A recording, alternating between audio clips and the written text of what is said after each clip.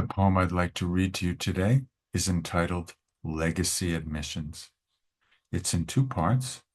The first is entitled Mother, the second Daughter.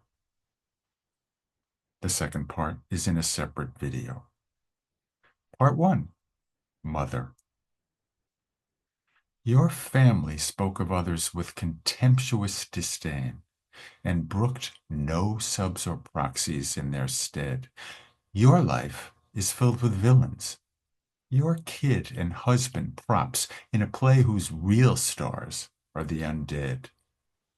I marvel at their cruelty, the scope of their misdeeds, and wonder just how consciously they knew the ways in which they'd harmed you, and how they guaranteed a lonely, bitter destiny for you. Throughout your daughter's childhood, you kept their shades alive in what became a pious mausoleum, and bound your daughter to yourself within this haunted house like cadavers on display in a museum. I'm absolutely certain that you anticipated the price these shrines and altars would incur, the cost, her independence, now that you've conflated your own unhappy destiny with hers. With you as her example, she learned to loathe all men.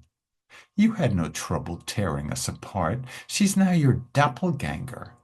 And you, the single mom you'd planned and hoped to be right from the start.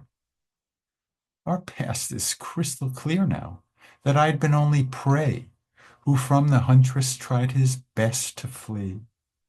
Your cunning was relentless. From that first unhappy day, you never cared or gave a damn for me. You have no friends to speak of, your daughter's far away, your shit TV your anguish can't dispel. And even though you call each other countless times a day, your life's become a boring, senseless hell. I know why you're so bitter, why you frequently lash out, bound to ancient keepsakes on a shelf. You're forced to recognize that the worst thing, without doubt, is what you have inflicted on yourself.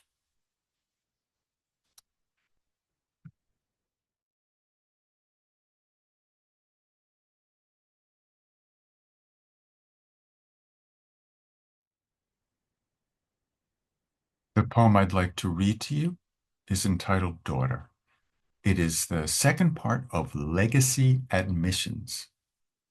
The first part is entitled Mother, and you can find it in a separate video. 2. Daughter. You came into this world untainted, pure as driven snow, though soon you heard your mother's cunning song. Its words, "'Tis others you should blame if something goes awry, for you are perfect and can do no wrong." I sensed your mother's grand design. I saw it in her face when through the air her plots began to whirl. And where there once was innocence, naivete, and grace, now there stood a spoiled little girl.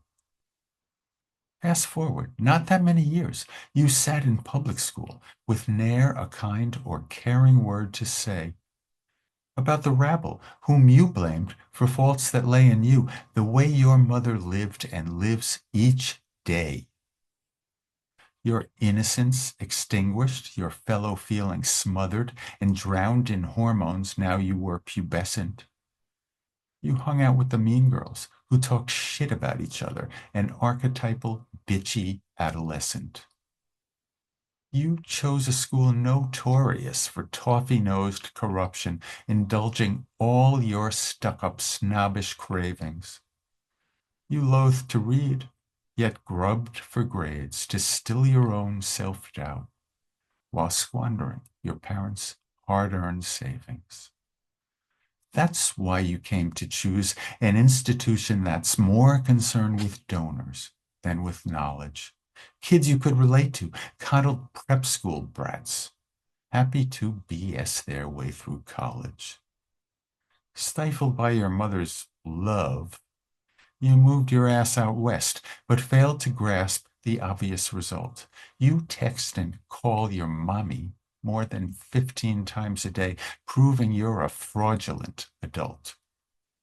You've moved in with a guy who hasn't got a clue, a guileless, although not too swift, young buck.